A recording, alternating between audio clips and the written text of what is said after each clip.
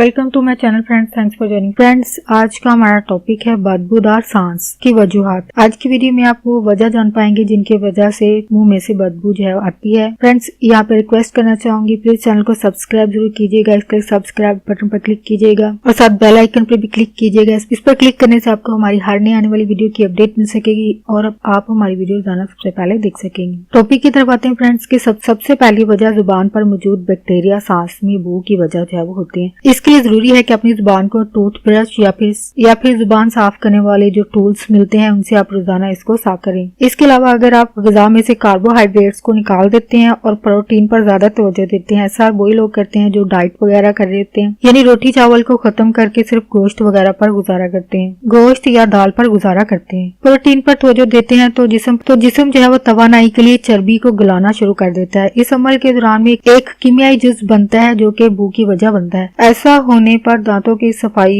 भी इस मसले को हल कभी नहीं कर पाती है। इसके लिए जरूरी है कि आप बैलेंस डाइट खाएं, यानी कार्बोहाइड्रेट्स, प्रोटीन, फैट वगैरह का एक बैलेंस रखिए, ना कि एक चीज को निकालकर सिर्फ एक पर गुजारा किया जाए। इसके अलावा सांस की नाली में इन्फेक्शंस जैसे नजला, जुकाम, खांसी वगैरह भी जो है वो सांस में बू की वजह बनते हैं, जिसकी वजह से नाक में मौजूद जो बैक्टीरिया है वो बनता है। नेक्स्ट है कुछ ऐसी मेडिसिन जिनका इस्तेमाल जो है वो मुंह में लुआबे दहन की मकदार को जो है वो मुतासिर करता है। और लुआबे दहन वो सियाल है जो कि मुंह में मौजूद खुराक के ज़रात और बैक्टीरिया को जो है वो साफ करता है। इस चीज से बचने के लिए डॉक्टर से मशवरा जरूर कीजिए। इसके अलावा बू से बचने के लिए ज्यादा मकदार में आपको पानी पीना चाहिए। जो लोग मेडिसिन यूज कर रहे हैं उनको पानी ज्यादा पीना चाहिए और चीनी से पाक च्युइंगम वगैरह का इस्तेमाल भी किया जा सकता है। नेक्स्ट, बदबूदार सांस की वजह में टॉन्सल है, टॉन्सल स्टोन्स है। ये छोटे से सफेद ज़रात जो है वो बैक्टीरिया से बनते हैं, खुराक के ज़रात से बनते हैं, मुर्दा खुलियात से बनते हैं और नाक के मवाद से ये मिलकर बनते हैं। यानी टॉन्सल स्टोन्स की वजह ये सारी चीजें मिलकर बनती हैं, जो कि टॉन्सल्स जुबान के पिछले हिस्से में फंस जाती हैं। वैसे तो ये नुकसानदेह नहीं है, मगर सांस में बू की वजह जरूर बनते हैं। अगर ये अक्सर ये खुद ही खत्म हो जाते हैं या फिर नमकीन पानी से अगर आप गरारे करते हैं तो इस अमल से ये बिल्कुल खत्म हो जाते हैं। नेक्स्ट है कुछ ऐसे फल जैसे कि खुबानी, आलू बुखारा